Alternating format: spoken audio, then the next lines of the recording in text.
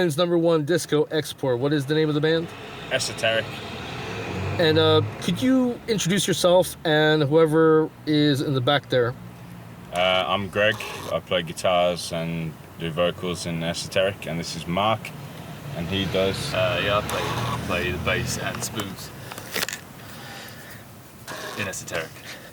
All right. You know, English slang is a little difficult for Americans sometimes. You use the word rubbish and spoons. What are spoons? How old are you? My Facebook page says 25. Eat your cereal, you know, like tick, tick, tick, tick, tick, spoons. Oh, all right. Yeah. Bass and spoons. Also, a very crap musical instrument when you hit them together. Yeah. All right. So you've come a long way since your demo, but your demo actually is album quality compared to what other bands call demos.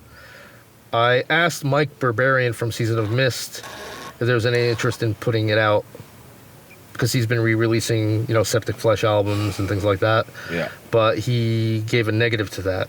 Yeah. What are you going to do about that? Well, we've been offered to put it out by quite a few different labels, actually. And it's something that we haven't really been interested in doing, to be honest, over the last few years, because we think the demo, although the quality of the recording was pretty good because we did it in a professional studio, it was very, very early in our career, and it wasn't a recording we were particularly happy with. And since it was done on analog reel-to-reel, and we couldn't afford to buy the reels when we did the session, we can't remix it or do anything to improve the sound, so we decided to just leave it as a demo and not follow the trend by re-releasing it as so many bands do later on. Would you agree that the song Circle from the Maniacal Veil is the song to play to someone who doesn't know what esoteric is? Yes, I think so, because it's got a bit of everything of what esoteric really does. Generally nowadays, it's it's probably one of the most accessible songs as well over the last few albums. It's a little bit more melodic, a little bit easier on the ear, not quite as chaotic and dissonant, although it certainly has elements of those too. So yeah, it's probably the best song for people to be introduced to the band. And the most crushing emotional ending to any song ever. Thanks. Yeah. So, what are your influences? Just kidding. I don't ask those questions. Have you heard the Immolation song, The Devil I Know? Not knowing. No, not really. I'm very bad with song titles. Well, it's an ending that is crushing, but the band pretty much invented it in the studio while they were recording the album. Which album was it on? Failures for Gods. Yeah, I don't know that one. I know they're very early stuff. So I was wondering if anything in Circle might have been added in the studio, or was it a masterpiece composed way ahead of time? It was pretty much written ahead of the studio. We tend to do most writing ahead of the studio just so we're not losing too much time. We always leave some parts down to improvisation, and then the improvisation done in the studio then becomes the definitive part that we go out and play live with. So that tends to be how it works. There is a lot of our songwriting, I think, is born from improvisation. So we'll take improvisations and then basically create a structure from them, and develop the songs further in that way. The drummer from Finntrol, who's also the drummer of Shape of Despair, told me that he was going to see Esoteric live, and I laughed because I thought he was telling me a joke, but you actually are a live band. Yeah, we do play live reasonably often. Yeah. I mean, not very often, but we play at least three weeks a year, I guess, on average. Yeah. We tour, yeah. When I heard Esoteric in the past, I was wondering how much of it was improvised, how much of it was written, and how much could possibly be reproduced live.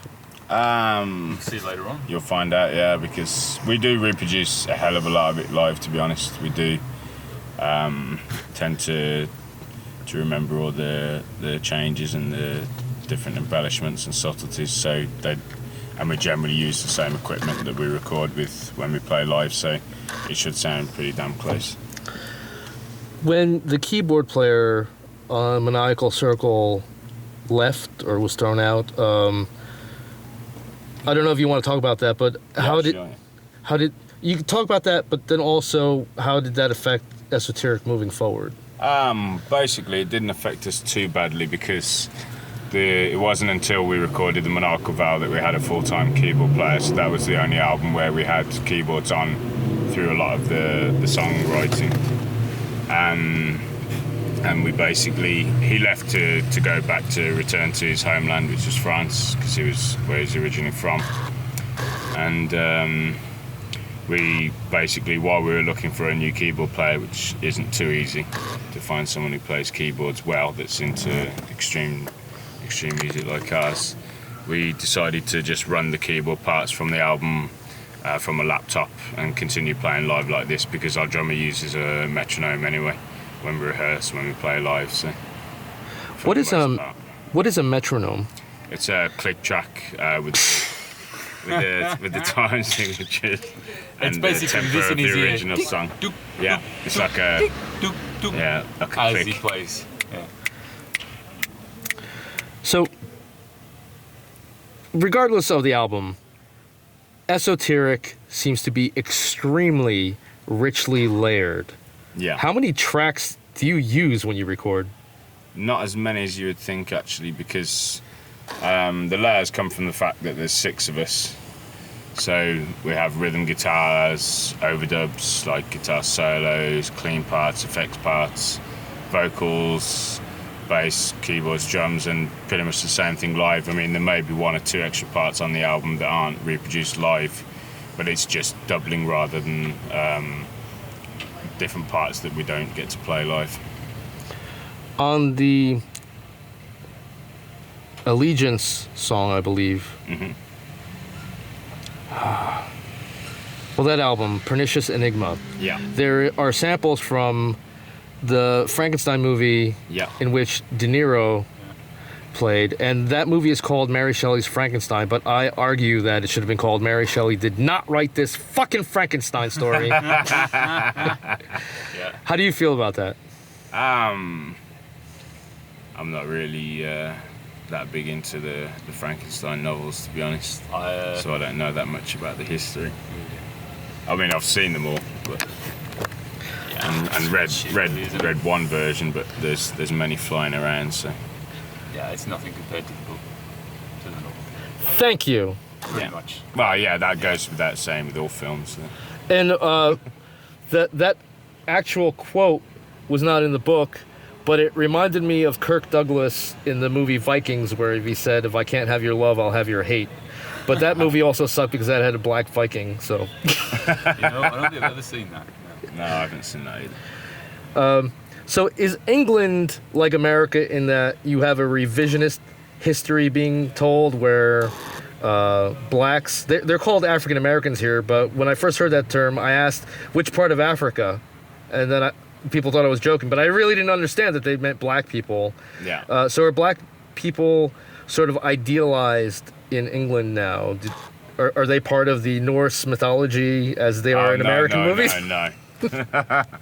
I think history is obviously always biased depending on which side you read it from, but I don't think it's there's not quite as much propaganda or control over the media in the UK as there is in the US, from what I've seen. Thank you for saying that.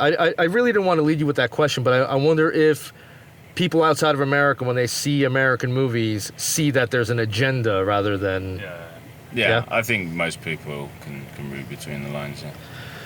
So, how do you refer to your Negroes in England? Do you use the word nigger? No.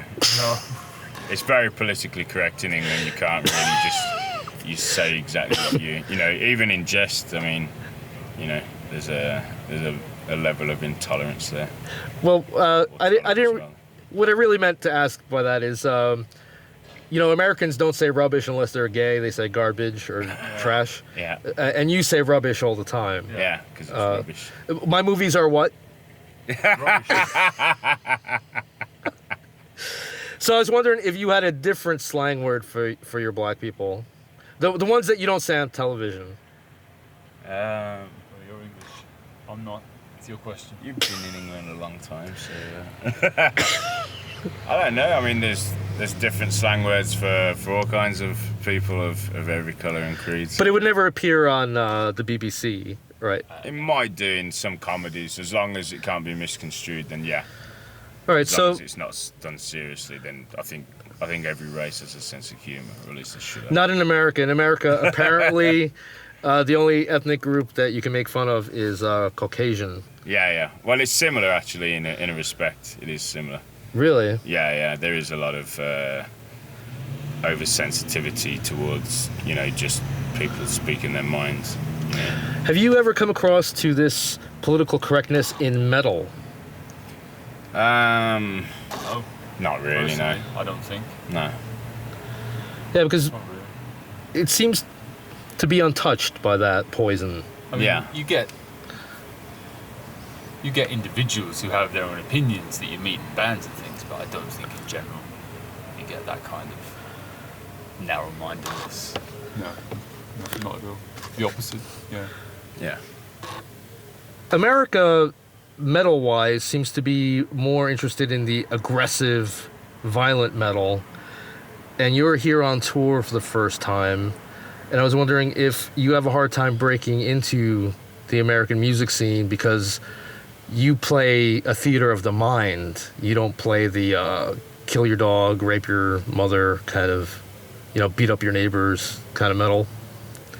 Yeah. It's kind of hard for us to notice, really. I mean, this is our first time here, and the shows are reasonably small, so it's not like we're talking to a wide cross-section of people or anything. I mean, I get the impression that the US is pretty much like the UK, where you play in the big cities and you get a decent crowd and a good vibe, and sometimes the smaller gigs are not so well attended, or not always from people that actually know the music. So it just varies, really. You're doing a van tour instead of a tour bus tour. Yes. Would you like to talk about the hardship of such a tour? It's just lack of sleep, lack of anywhere clean to sleep. Yeah. I mean, generally, we've been quite lucky. We've had some good places we've stayed in. Most people have been very hospitable. Yeah, actually, it's one thing we noticed coming from the UK. The people in the US seem friendlier and more willing to share their homes, and to just treat bands with respect.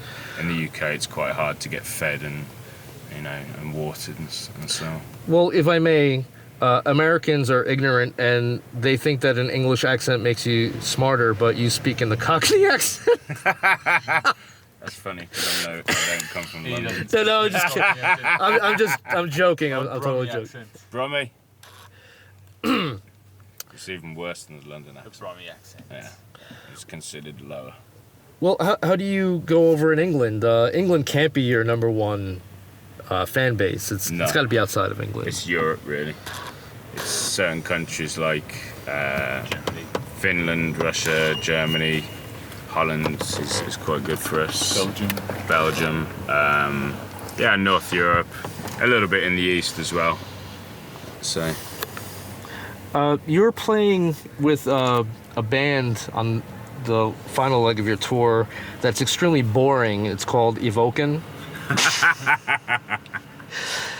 They might have had an interesting album, Quietus, but now their band members, they're desperate and they're getting people from bands like Abazagorath. And do you think they should just quit, or do you admire them for continue? Well, personally, I think they should carry on because I think Evoken are a solid band, been around for a long, long time, and I've been into their music from the very early '90s when I first used to speak to Nick and John. So. All right, I was just wondering if maybe it's like the mediocre attraction girl who goes out with really ugly girls so she looks better. If that's why they're. I hope John doesn't see this. Well, it's just funny. You seem to be true metalheads, but I can't say the same for a certain band that I might have mentioned in this interview. Well, yeah, I don't know them that well. But I think they're a good band, even though I haven't barely heard the last album at all. So I can't comment these days, but I think Quietus and what was the one before that called? Lullaby, or Another Way to Go to Sleep. Yeah, perhaps that. Yeah, it was quite good for those long nights, trying to get to sleep. Yeah. Well, Shades of Night is Shades of my Night's the favourite. first one. Yeah, the first one is my favourite. Season of Mist has a history of taking a chance on bands that are unusual. Is that what prompted them to sign Esoteric?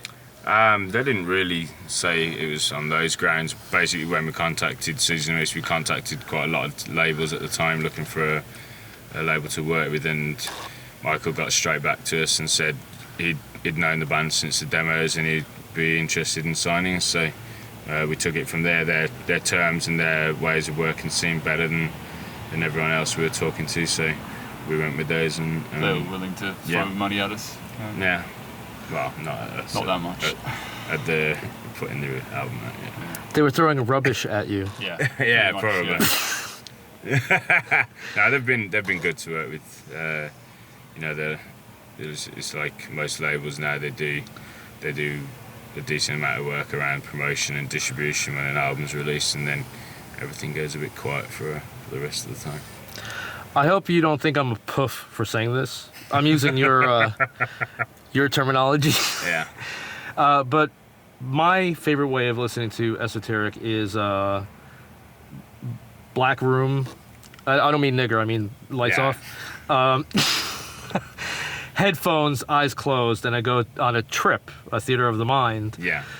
So because of that, I was wondering, are you experienced in out-of-body experiences? I'm sorry. Journalists don't use the same word twice in a question. Mm-hmm. Are you experienced in out-of-body? What's another word for experience? Are you inexperienced in out-of-body experience? Or is your familiarity with what seems to be other states of consciousness, not meditative, but psychedelic, like LSD? Yeah. Yeah, I mean, a little bit. Yes to what? Yes to both. Okay. I've had a couple of experiences where, well, through whatever means, whether it was sleep deprivation or different states of consciousness or sleep even.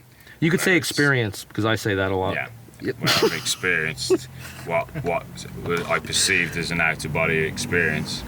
I don't subscribe to the usual kind of reasoning and white lines bullshit about that. I just saw it as another state of mind. Right, so whether it's a dream experience or the real phenomenon doesn't matter to you. Yeah. Okay. It's just a different state of mind and that you kind of experience that you can't necessarily explain. So that's why esoteric music is one way, and evoking, which is very boring, is another way. Yes. Thank you.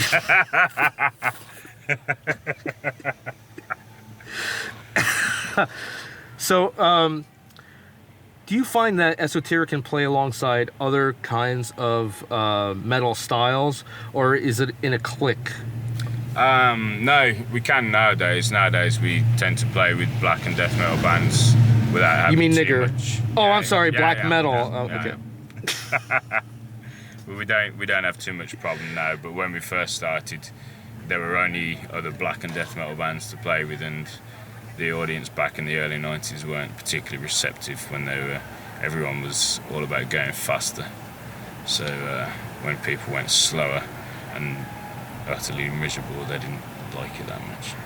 Do you live in England these days? Yeah. And I don't. where do you live? I live in Norway. Norway, really? Yeah. You've gone over to the black metal side.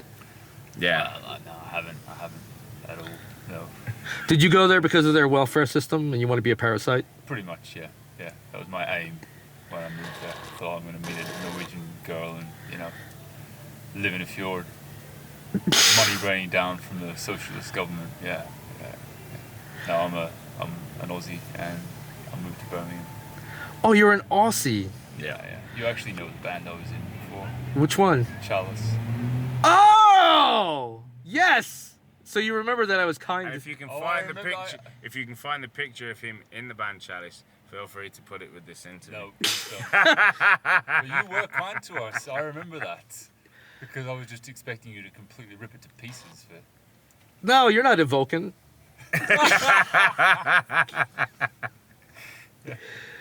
By the way, I've ripped Nick to his face on a radio show, so this is not doing anything behind anybody's yeah, back. Guess that. Yeah, we know. Yeah. And I have to say that I'm impressed that you have no fear of any politically incorrect things that I've yelled. You're not fazed by it because you know who you are. Yeah. Wow. So it just seems that Germans and Americans, they're just so afraid of quick judgments, and you don't really. Well, the history No, of we both don't countries. If people are stupid and want to believe, you know, what they want to believe, it's fine. Would you like to mock the New Zealand accent? He would. Yeah, mate. You want some fish and chops? I can't do much more than that. I'm sorry. Well, they say thus instead of this. Yeah, thus is like fish and chops. It's I don't know. They're strange people over there. Yeah. Do they have Aborigines too, or? No, they killed them all. No, they never have Aborigines. They have Maoris. Totally different. Yeah. Did you ever have a Maori girlfriend? No, I've What are you, a racist? Yeah. Yeah, probably. Yeah, I've never been to New Zealand, so you know, I never had that opportunity present itself. Yeah. All right, so I guess we covered the part of esoteric songwriting where I was just wondering how the hell that happens, and how does a band write 20 to 30-minute songs? Is it in stages? Some of it, yeah. There is an element of stages. I mean, songs can take a matter of days, can take a matter of months before they're written. Obviously not constantly, but I think it's important to try and work on creative writing when you're in an inspired state of mind, because that's ultimately what's going to make a big difference to the energy and the passion that goes into the music. I love the various flavors of Doom. I could listen to Finntrol Doom. I also like the cover of Elemental, the Thurgathon song that Mournful Congregation. Yeah. It did. And Mourning Beloved, I could listen to that band as well. Yeah, they're a good band. Yeah. So, and you know about the homosexual encounter that the singer had? No, but we could. We're open. We're all ears. We could hear the story. Well, we know the guys. There is a member of Primordial who said that there was someone who was a fan of the band, and is Frankie the giant guy in Mourning Beloved? Or Mournful Congregation? Frank. Oh, Mourning Beloved! Mourning Beloved. He's not a giant. No? He's tall. But he's not a giant. Well, I heard that he was extremely homophobic and couldn't tell that this guy was gay, and at the end of the night, the guy kissed him. And that was told to me by one of the members of Primordial. That I didn't make that up. I don't know that story. So I shouldn't be afraid of Frank kicking my ass. No, he's a good guy. No. All right. No. Do you think that the members of Primordial invented that? We've only met the Primordial guys once, and we drank with them for most of the night in the Czech Republic. So I couldn't comment on their imaginations. All right. Do you think it's funny that Alan has lyrics about Irish history and Irish culture, but he is actually English? I didn't know he was English. I didn't know he was English either. Yeah, he is. So it is funny, yeah. All right. So, did you ever want him to give you any of his lucky charms? No. No. Not really, no. I don't know where they've been. We know how the Irish think about the English, but how do the English think about the Irish? And how do Aussies think about the Irish? Aussies are totally indifferent to the Irish, like we are to most of the rest of the world, really, yeah. Don't think about it as people with strange accents and make black beer, yeah. I suppose when the English think about the Irish, they think about eyebrows on the cheekbones. And potatoes. Do any of you fancy Frank from Morning Beloved? No. Yeah, a little. Actually, yeah. Mark's got a similar beard thing going on. Yeah, It's not as yeah. impressive When as Frank's moustache. Actually, we but- played with him just before we came here in Romania, and I was, yeah. Did you appreciate how I used your vernacular? I didn't notice. I'm not listening to anything you're saying. Oh, it's not even Aussie vernacular. It's English. Fancy. All right, I think we have covered enough. Do you have any questions that you would like me to ask you? Just tell me what you want me to ask you, and then I'll pretend that I came up with it.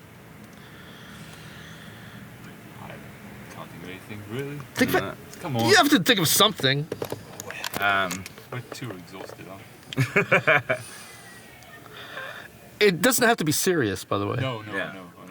Go on. That's the problem. We're good. Come on. All right, ask a serious one then. Does everyone in the band What's know? our impression of the United States? What is your impression of the United States? Fried. Fried food. Fried. Too Everything much is of it. Fried. Everything's why too is big. everything fried? And why does everything have 4,000 kinds of sugar and corn syrup and just shit in it? That's the food. Yeah, that's But on my the impression. upside, it's a nice place. All right, thank you. No, it's been cool actually traveling through the States because Yeah, we've seen a lot of the landscape, and it does look like a really interesting country to come and visit and pay some attention to. Does it have more black people than England? No. Less from what I've seen. All right, But maybe it's just where we've been. all right, thank you. Thank you.